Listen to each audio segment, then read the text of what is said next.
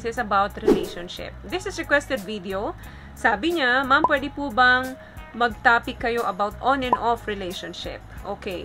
Alam naman natin sa isang relasyon is minsan nakakatulong ang pagkakaroon ng discussion, pagkakaroon ng konting arguments, pagkakaroon ng mga misunderstanding, kasi way lang yon o dahilan lang yon para mas magkakilala kayong lubos or mas maintindihan nyo yung gusto at ayaw ng bawat isa. Kung ito ay minsan lamang, makakabuti sa relasyon to. Pero kung ito ay parang ilaw na, switch na ng ilaw na on and off, patay sindi kayo, lahat po ng sobra ay hindi makakabuti. Ano nga ba yung on and off relationship?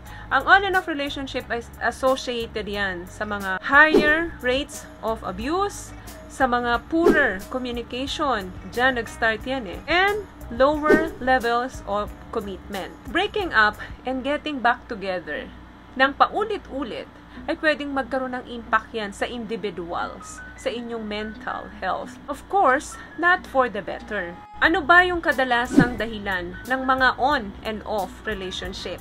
Madalas na dahilan dito ay yung conflict or dissatisfaction. Hindi na kayo satisfied sa relationship nyo. Or pwede rin naman stagnant. Na-stuck na kayo dun sa relationship nyo at hindi na kayo nagle-level up. Or personal characteristic of the partner. Dahil nga hindi kayo magkaparehong tao. So, hindi kayo compatible talaga. Yan yung mga kadalasang dahilan talaga ng inyong on and off relationship. Another question, normal ba sa isang relasyon yung magkaroon ng off at hindi palaging on? So, parang ganun. Of course, yes. Lalo na kung feeling disconnected ka na doon sa tao. May mga dahilan dyan sa relasyon nyo kung bakit nakakaramdam ka na less connected doon sa tao. For example, may mga problema kayong hindi na solusyonan na kahit ginagawa na yung best effort nung isa, hindi ka nasasatisfy. Merong mga problemang hindi natapos, may mga problemang hindi na lagyan ng closure. So, isa yan sa pakiramdam mo na disconnected ka doon sa partner mo or may paulit-ulit na situation na alam na ng bawat isa na hindi niya gusto yun pero patuloy niya pa rin ginagawa yun. Meaning, may mga painful na issue dahil nga minsan on and off yung relationship mo. May itatanong mo sa sarili mo, kailan ba matatapos to? Paano ko ba malalaman kung final na talaga yung pagtatapos ng relationship namin? Number 1 dyan, hindi ka na gaanong nasasaktan.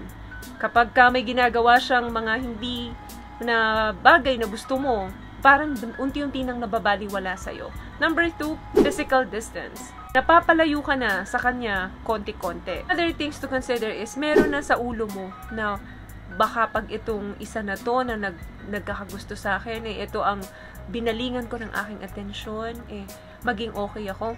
Hayaan ko na nga siya, marami naman dyan. Yan, yung mga ganyan, pag pumapasok na sa ulo mo, sign na yan, na pa-final na talaga yung relasyon ninyo, na malapit na talagang magtapos. And another thing, natutolerate mo na yung mga negative emotions. Hindi katulad dati na, ang sakit-sakit kapag ka binabaliwala ka kanya, or may nararamdaman kang hindi maganda sa kanya, palagi kayo nag-aaway, sobrang painful sa'yo yun. Kapag malapit na magtapos talaga yung relasyon nyo, hindi na ganun kasakit. Natutolerate mo na yung mga negative things or negative emotions na meron ka. And of course, nagkakaroon ka ng good boundaries. Yung tipong, ay, hayaan ko siya, basta ako, eto ang ayaw ko, hanggang dito lang ako. Too much, enough na yan. So kapag ginawa niya pa yan, bahala na siya. May mga ganun ka na. Another question, paano mo malalaman kung done na ba siya? He or she is done doon sa relationship. Kapag ka hindi na regular, na gumagawa siya ng effort sa'yo. Anything about his day, kapag hindi na siya sa'yo nag-share kung ano nangyayari sa kanya sa pang-araw-araw, at minsan nawawala siya, minsan bumabalik siya, sign na yan na itong babae or lalaking ito ay done na sa relationship ninyo. Or nandun na siya sa stage na yon. Inaantay ka na lang niya na ikaw ang magtapos or magbigay ng closure sa relasyon or bumitaw. So another question, pwede bang mag-work ang on and off relationship?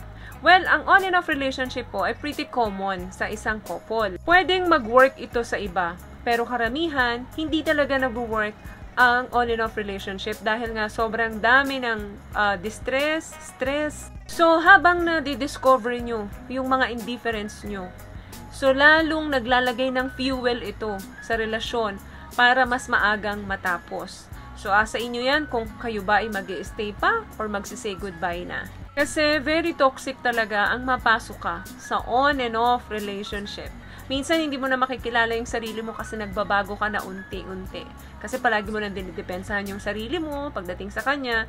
So nag-a-appear yun sa'yo. Nagiging mainitan ang ulo mo, nagiging irritable ka ng mas mabilis. So maraming cause and effects yan sa ating mental health. Either magstay ka or commit unhealthy relationship or say goodbye para maibalik mo yung dating ikaw or maibalik mo yung peace of mind na dating meron sa'yo na ninakaw na nung unhealthy relationship and on and off relationship. So, it all up to you guys. Anything na sobra, talagang makakasama sa atin yan. May mga bagay talaga or mga tao talaga na dadaan lang sa buhay natin para mas maging better tayo.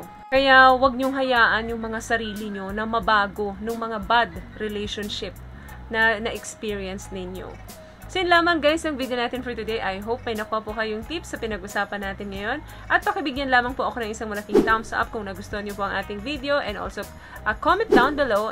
And also, don't forget to click the subscribe button sa mga hindi po nakakapag-subscribe dyan. Libre po iyan. And click the notification bell para in case may mga bago po tayong video, is mabigyan po kayo ng notification. Guys, palagi po kayong mag-iingat at palagi po kayong manalangin. Thank you guys for watching and see you on my next one. Always love yourself and be a blessing. Bye! Peace out.